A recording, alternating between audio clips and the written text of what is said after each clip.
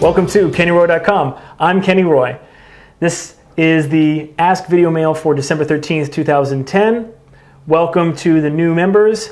If this is your first time watching an Ask Video Mail, please enjoy it. And please know that you can submit your own questions to be answered on video for the Ask Video Mail by sending an email to webmaster@kennyroy.com with the subject Ask Video Mail. And I sift through these and I pick out ones that I think that are interesting and that everyone will benefit from and do a little demo.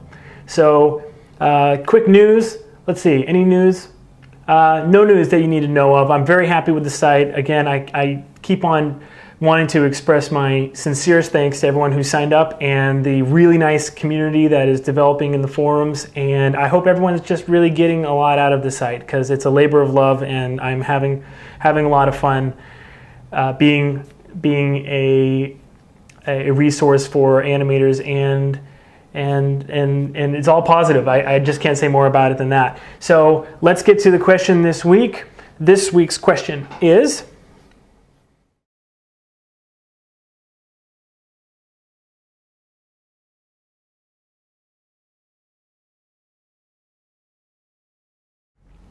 what an interesting question. There are so many cliche poses, aren't there? There's the points, there's the shrugs, there's the, shake the head, I don't know, me, you, all these different things that we kind of rely on a lot when we're animating, especially when we have not very much time to plan and to come up with some special poses for a scene. This happens a lot, especially in the commercial and TV industries. I would say that we are constantly coming up against this problem. There's one major thing that you need to always keep in mind. This is not just for cliche poses. This has to do with all animation. Okay? When we are creating a performance that is supposed to be very high information, like deliver a lot of information, you do most of your information delivery with the body language, with full body posing. So if you can't completely remove these cliche poses, the points and stuff like that, okay, I understand. But the best thing to do is to make a little bit more of the motion be part of the body and use body gestures, what I like to call full body gestures.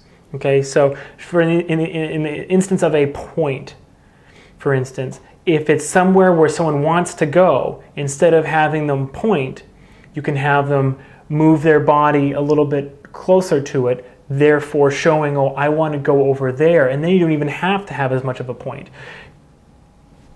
I want to go over there.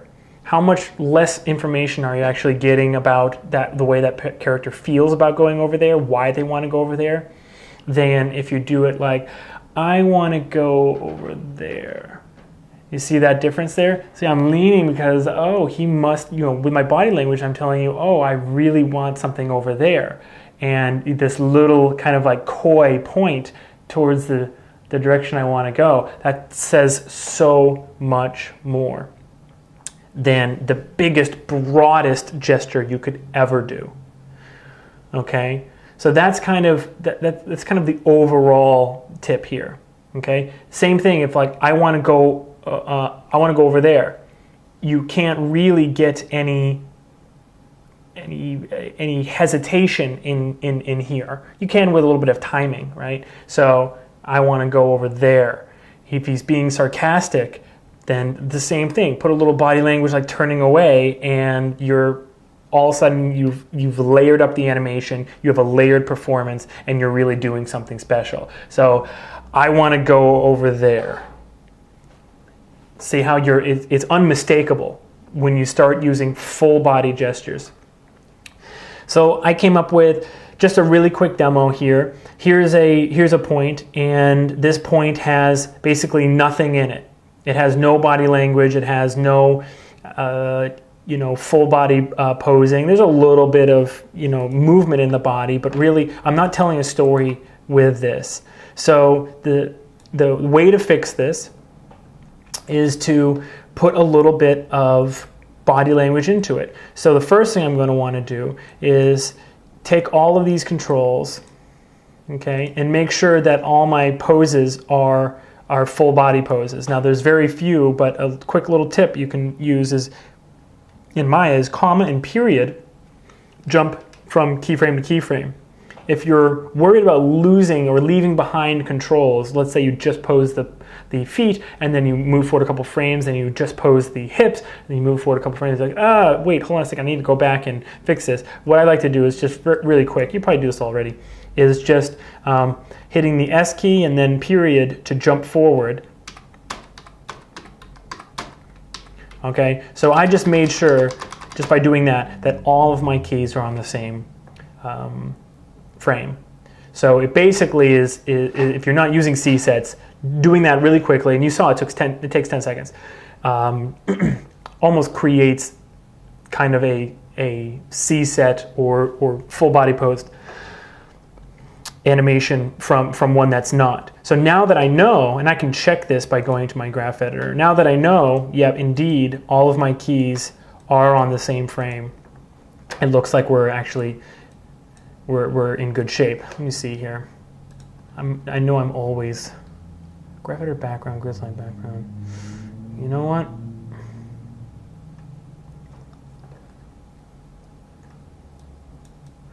Just trying to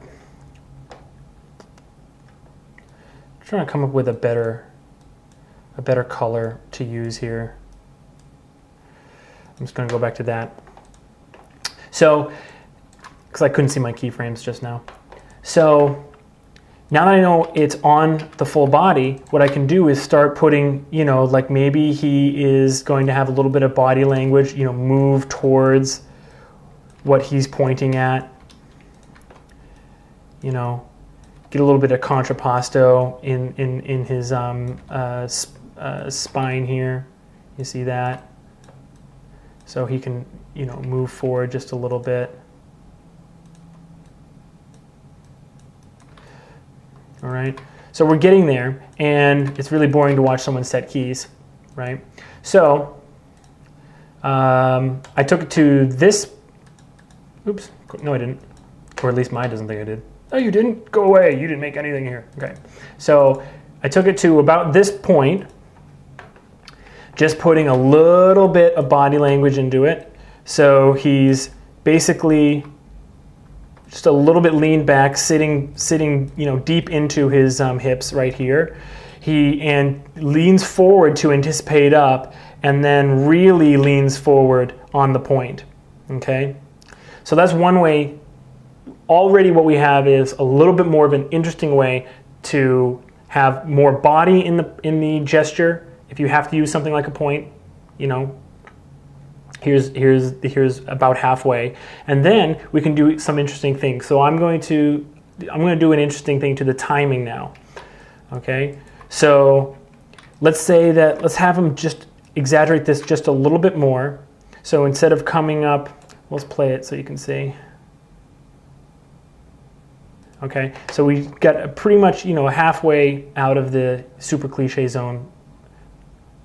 Okay, let's have him really come up here with in his spine, so much so that he lifts the foot and places it. Let's just put it on the ground right here. I wonder if there's a, no, that's not what I'm looking for. Swivel. Yeah, there we go. That'll do. And also, not just with the pose here,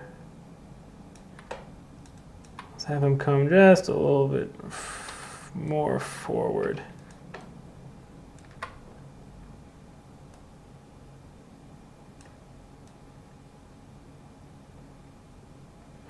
Okay, let's also do something interesting with the timing here. I'm just going to grab these controls. Let's grab the hand too. And let's offset the whole thing, like 5 frames. Let's start with 4, see what it looks like. Oops. This needs to stay still.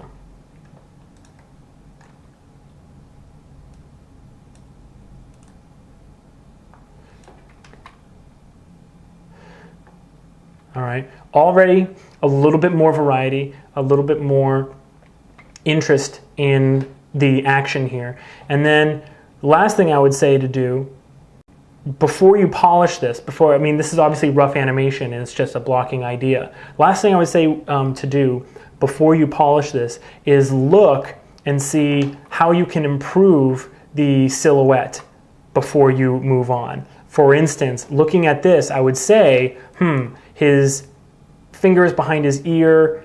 This is pretty much a blank space mess right here. We can go a lot more dynamic in the pose, and so I feel like if you have a little bit of body language in all of your gestures, you know, won't you come in, you know, turn it off, whatever it is. You know, if you have that guy who's, you know, saying turn it off, not just sitting there and like this is supposed to be the, you know, all of the performance that you're getting. He's actually like,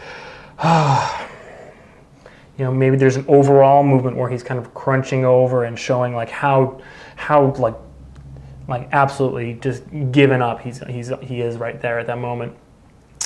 So if you have that little bit of body language and then you add a little bit of variety like in the posing or the timing or whatever, then go one more pass on the silhouette and then just take things out like this is just not looking quite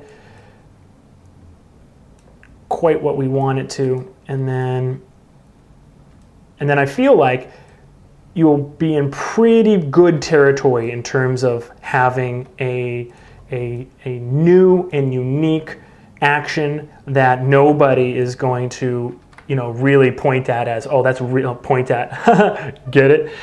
Point at as being super cliche. Yeah, I mean, look at this. It's a point, right? Fine, it's a point. But at the same time, we've been able to at least create a little bit of variety, and that's all that that's all that you really need. So there we go. Okay, so great question. I'm really excited about seeing you guys put this into your work, and I always try to teach at Animation Mentor to, as much as you can, as often as you can, get rid of those superfluous, meaningless gestures that are basically sign language and do things that are more full body posing, full body gesturing, and have a lot of body language built in.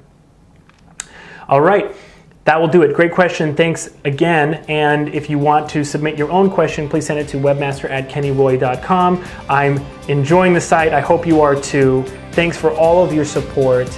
And as always, rock on.